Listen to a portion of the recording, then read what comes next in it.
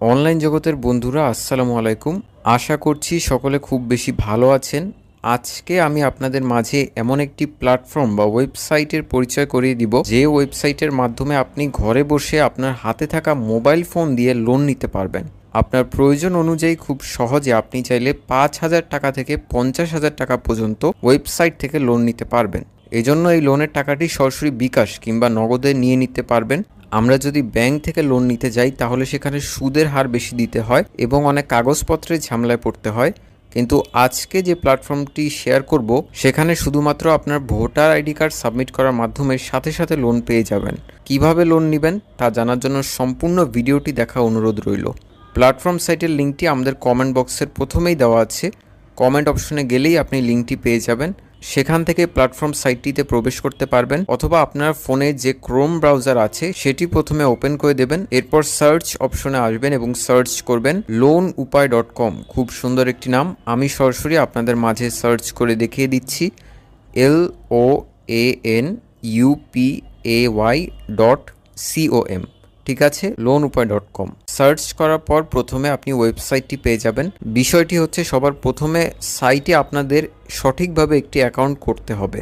সঠিকভাবে অ্যাকাউন্ট না করলে কিন্তু লোন আবেদন করতে পারবেন না। দেখতেই পাচ্ছেন আমার সামনে লগইন অপশনটি চলে এসেছে। আমাদের যেহেতু কোনো অ্যাকাউন্ট নেই তাই একটি নতুন অ্যাকাউন্ট এই সাইটটিতে খুলতে হবে।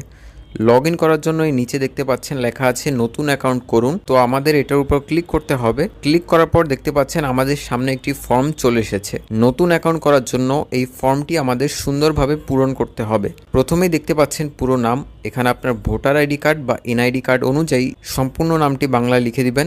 আমি আমার আইডি কার্ড অনুযায়ী আমার নাম দিয়ে দিলাম। এরপর মোবাইল নাম্বারের জায়গায় আপনার মোবাইল নাম্বারটি দিয়ে দিবেন। তো আমি আমার মোবাইল নাম্বারটি লিখে দিলাম। এরপর পেশা নির্বাচন করুন। এখানে যদি আপনি ক্লিক করেন তাহলে এখান থেকে আপনি আপনার পেশাটি সিলেক্ট করতে পারবেন। ছাত্র হলে ছাত্র সিলেক্ট করবেন, ব্যবসায়ী হলে ব্যবসায়ী, আর এগুলোর মধ্যে কোনোটা না হলে অন্যান্য সিলেক্ট করে দিবেন। এগুলোর মধ্যে যেহেতু আমি কোনোটাই না তাই অন্যান্য সিলেক্ট করে দিলাম। এরপর পাসওয়ার্ডের জায়গায় যে কোনো 6 সংখ্যার একটি পাসওয়ার্ড দিয়ে দিবেন। আমি একটা পাসওয়ার্ড দিয়ে দিলাম। পাসওয়ার্ডটি নিশ্চিত করুন অপশনেও উপরে যে পাসওয়ার্ডটি লিখবেন এখানেও সে একই পাসওয়ার্ডটি দিবেন। দেখতে পাচ্ছেন আমি খুব সুন্দর করে ফর্মটি পূরণ করে নিয়েছি। আমার আইডি কার্ড অনুযায়ী প্রথমে আমার নাম দিয়েছি, এরপর আমার ফোন নাম্বারটি দিয়েছি, এরপর আমার পেশা সিলেক্ট করেছি, এরপর পাসওয়ার্ড সেট করলাম। এরপর নিবন্ধন করুন বাটনে ক্লিক করা মাত্রই দেখতে পাচ্ছেন আমার অ্যাকাউন্টটি হয়ে গেছে এবং অটোমেটিকভাবে আমাদের অ্যাকাউন্টটি লগ ইন হয়ে গিয়েছে। অ্যাকাউন্টে লগ ইন করার পর দেখতে পাচ্ছেন আমাদের সামনে একটি নোটিফিকেশন চলে এসেছে। এটি অবশ্যই ভালো করে পড়ে নেবেন।